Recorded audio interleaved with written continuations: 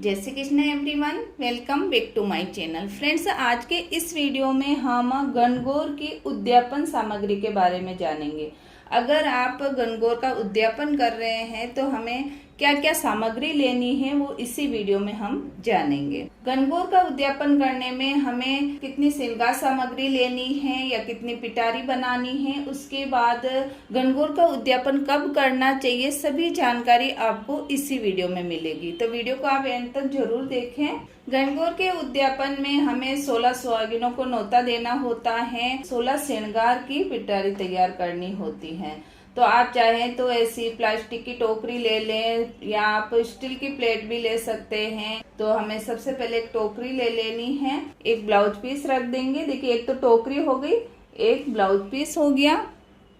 उसके बाद मेहंदी का हमें कोन ले लेना है। आप चाहें तो सूखी मेहंदी भी ले सकते हैं। बिंदी लेनी है, इसके साथ ही हमें नेल पेंट रख देंगे। एक रबड़ बैंड रखना है, कांच, लिपस्टिक, काजल, कुमकुम, रुमाल, कंगा, चूड़ी, या आप प्लास्टिक की चूड़ी भी ले सकते हैं या फिर कांच की चूड़ी आती है वो भी आप रख सकते हैं।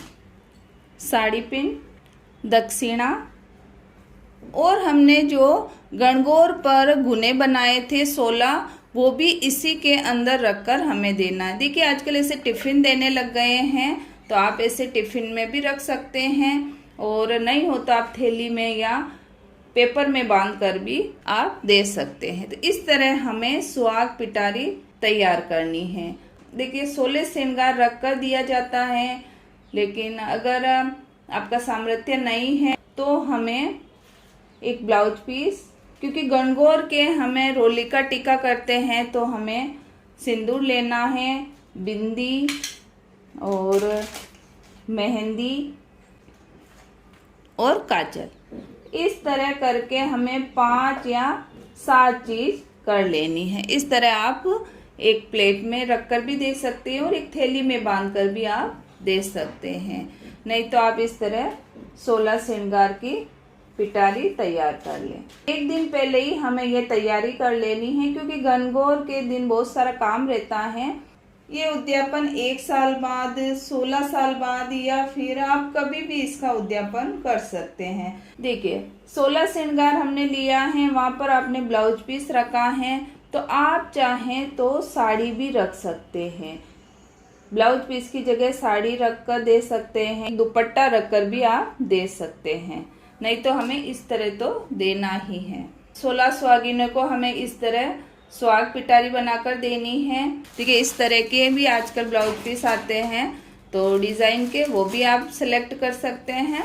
देखिए, एक साखिया बनाया जाता है। इस आप उद्यापन कर रहे हो, उसका साक्षी कौन करेगा, साक्षी यानी हामी कौन भरेगा, तो हमें एक साखे की जरूरत होती है। तो आप अपने देवर को बना सकते हैं, देवर के लड़के को बना सकते हैं, या फिर जेठ के लड़के को, या आपके आस पड़ोस में जो भी हो, आप जिसको भी बनाना चाहें आप एक लड़के को साखिया बना सकते हैं। तो साखे को हमें खाना खिलाकर एक नारियल और उसके ऊपर हमें कुछ दक्षिणा रखकर देनी है। आप चाहें तो साखे को ड्रेस भी दे सकते हैं, ड्रेस और नारियल और इसके ऊपर दक्षिणा, खाना खिलाकर हमें साखिया को देनी है। तो इस तरह आप साखिया जरूर बनाएं। साखिया अपने उद्यापन की हामी भरता है। उसके बाद इस दिन इसर और गोरा के लिए भी ड्रेस निकाली जाती है। तो गोरा के लिए हमें साड़ी लेनी है, तो ऐसे वर्क वाली आप साड़ी लें। देखिए, गोरा के लिए साड़ी, चनिया, ब्लाउज, सब पूरी ड्रेस लेनी है। तो इस तरह हम गोरा के लिए पूरी ड्रेस ले लेंगे।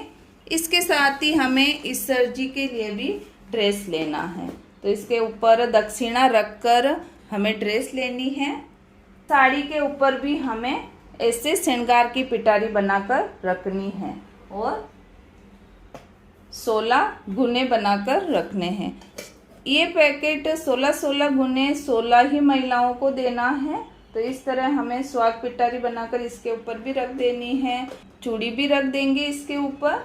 फ्रेंड्स, गणगौर के उद्यापन में सोने और चांदी की चीज रखी जाती है, तो आप ऐसी एक बिछिए की जोड़ी ले लें और एक आप नोज पिन ले लें। अगर आपका सामर्थ्य है तो आप इस तरह पायल की जोड़ी भी रख सकते हैं।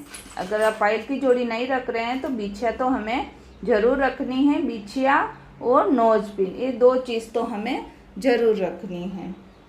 सोने और चांदी का दान सर्वोपरि माना गया है और सोने और चांदी का दान करने से अक्षय पुण्य की प्राप्ति होती है और ये सुहाग का व्रत है। एक बार ही आप ये उद्यापन कर सकते हैं, फिर उसके बाद आप वापस व्रत शुरू कर सकते हैं।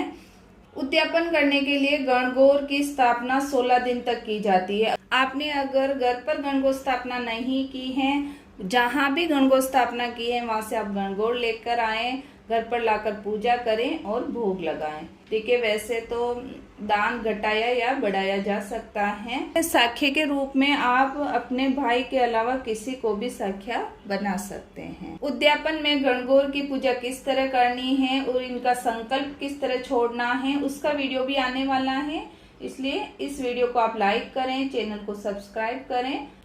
तो मिलते हैं अगले वीडियो में। वीडियो देखने के लिए आपका बहुत बहुत धन्यवाद।